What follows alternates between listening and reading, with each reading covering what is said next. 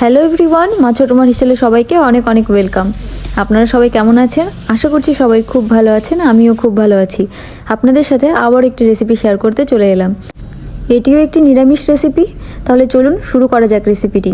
কী দিয়ে বানালাম আর কিভাবে বানালাম সেটি আপনাদের সঙ্গে শেয়ার করব। আর হ্যাঁ, আজকের রেসিপিটিও কিন্তু অন্য সব রেসিপির মতন সামান্য ও ঘরোয়া উপকরণ দিয়ে বানানো। তাহলে চলুন সবার আগে কি লাগছে দেখে নিই। এই দেখুন, এখানে নিয়ে নিয়েছি তেজপাতা, শুকনো লঙ্কা, গোটা গরম মশলা, ধনে, জিরে আর আদা। আর এখানে আমি সবজির মধ্যে ফুলকপিটা কেটে নিচ্ছি। আর সবজিতে কিন্তু আমি নিয়েছি ফুলকপি, সিম আর মটরশুঁটি। প্রত্যেকটা সবজিই কিন্তু একদম ফ্রেশ ছিল, আজকেরই তোলা। আমরা যেহেতু গ্রাম সাইডে থাকি, এই জন্য একদম ফ্রেশ সবজি পাই।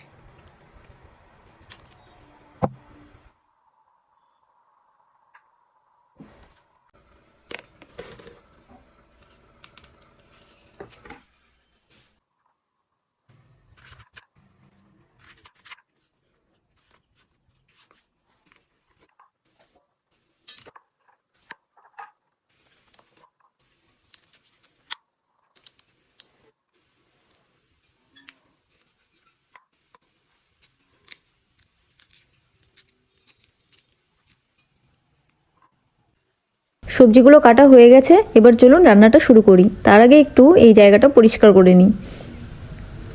এবার চলুন রান্নাটা শুরু করি। এই দেখুন, এবার আমি মশলাটা তৈরি করে নেব। মশলার জন্য নিয়েছি গোটা ধনে, গোটা জিরে। এবার ধনে আর জিরেটা একসঙ্গে সুন্দর করে বেটে নেব। শিলপাটায় বাটা মশলা কিন্তু আলাদাই টেস্ট হয়, তাই না বলুন? জিরে ধনে বাটা হয়ে গেছে, এবার আমি আদাটা বেটে নিচ্ছি। নিরামিষ রেসিপি কিন্তু আদা ছাড়া একদমই ইনকমপ্লিট।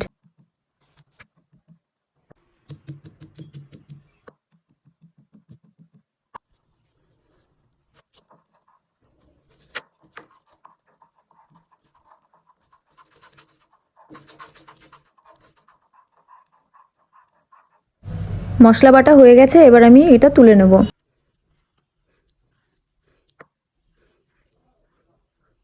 চলুন এবার সবার প্রথমে ফুলকপিটা একটু ভাপিয়ে নিই। এখানে আমি একটি পাত্রে জল নিয়ে তার মধ্যে দিয়ে দিলাম একটু নুন। এবার জলটা ফুটে এলেই এর মধ্যে ফুলকপিগুলো দিয়ে ভাপিয়ে নেব। এই দেখুন, জলটা গরম হয়ে এসছে, এবার আমি ফুলকপিগুলো দিয়ে দিলাম।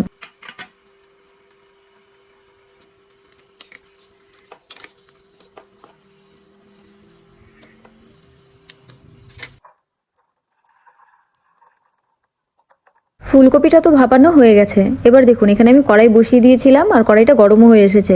এবার আমি দিয়ে দিলাম সর্ষের তেল। এবার ফুলকপিগুলো ভেজে নেব। ফুলকপিটা ভাজার জন্য কিন্তু একটু বেশি করেই তেল দিতে হবে, তাহলে ফুলকপিটা খুব সুন্দর ভাজা হবে।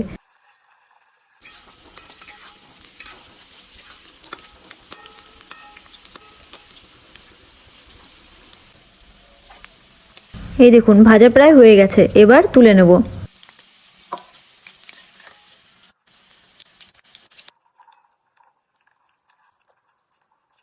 ফুলকপিটা তুলে নিয়েছি, এবার সিমগুলো ভেজে নেব।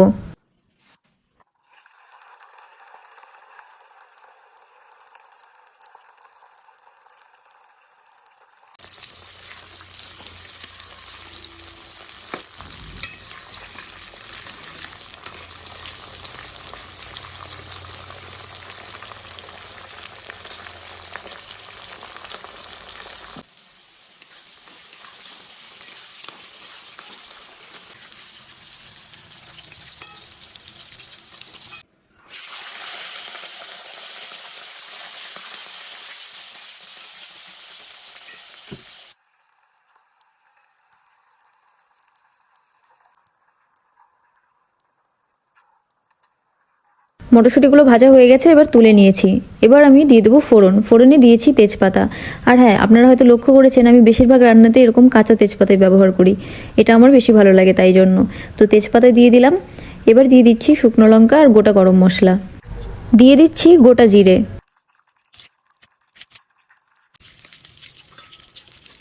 এবার দিয়ে দেব জিরে, ধনে আর আদা যে একসঙ্গে বেটে রেখেছিলাম সেই বাটা মশলাটা।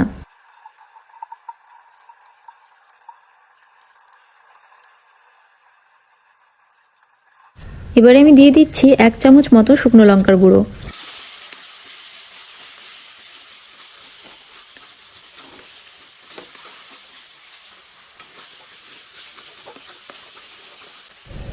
দিয়ে দিচ্ছি স্বাদ মতো নুন আর পরিমাণ মতন হলুদ। এবার ভালো করে মশলাটা কষিয়ে নেব।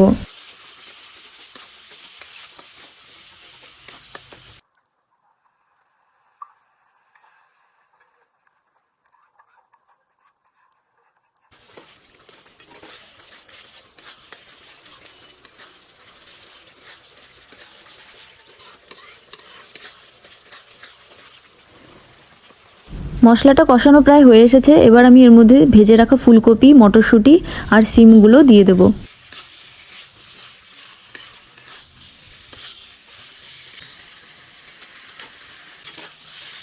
সিমগুলো দিয়ে দিলাম। এবার আলতো হাতে নেড়ে নিতে হবে, না হলে ফুলকপিগুলো ভেঙে যেতে পারে।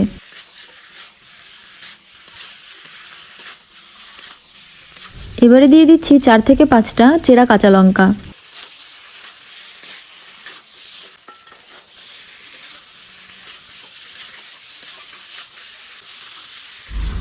কষানো হয়ে গেছে। আপনারা কিন্তু এভাবে রুটি কিংবা পরোটার সাথে খেয়ে দেখতে পারেন, দারুণ লাগবে খেতে। এবারে আমি দিয়ে দিলাম সামান্য একটু জল। এবার জলটা দিয়ে একটু ফুটিয়ে নেব।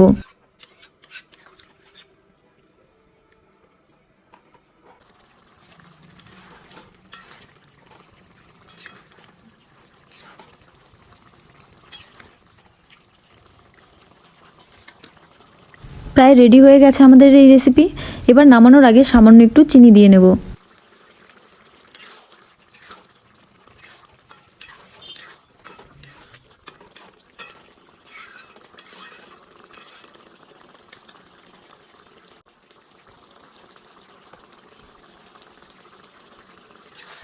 আমাদের আজকে ফুলকপি সিমে নিরামিষ রেসিপি একদম রেডি।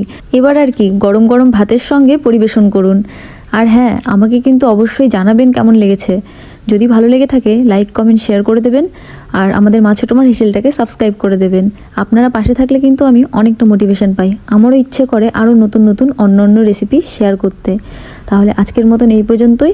আবার দেখা হবে, আবার ফিরে আসবো অন্য কোনো নতুন রেসিপি নিয়ে। মা ছোটো মার হেসেলের এই নিরামিষ রেসিপিটি দেখার জন্য অসংখ্য ধন্যবাদ।